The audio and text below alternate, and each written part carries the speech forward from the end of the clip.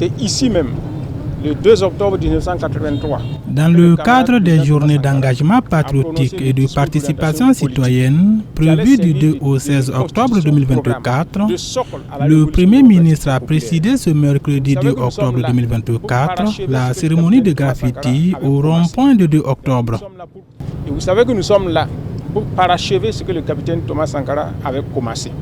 Donc nous sommes là pour poursuivre et approfondir ce qu'il avait entrepris.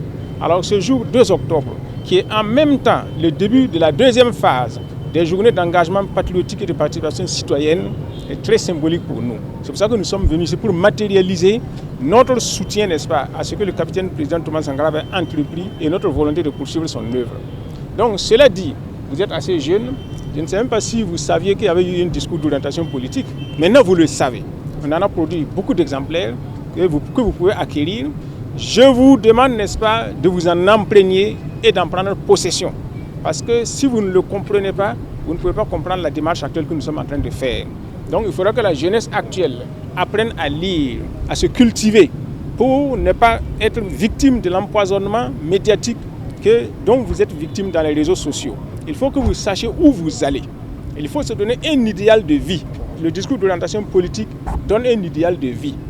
Le réussir dans la vie ne consiste pas à accumuler du matériel, des richesses, etc. Il y en a qui ont accumulé des richesses, mais ils se retrouvent tout vides parce qu'ils n'ont pas d'idéal à remplir.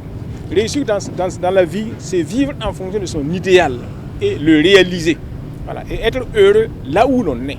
Ce n'est pas nécessairement la course vers le matériel, vers les honneurs qui va faire que vous allez réussir dans la vie. C'est le fait de vous réaliser vous-même tel que vous le concevez.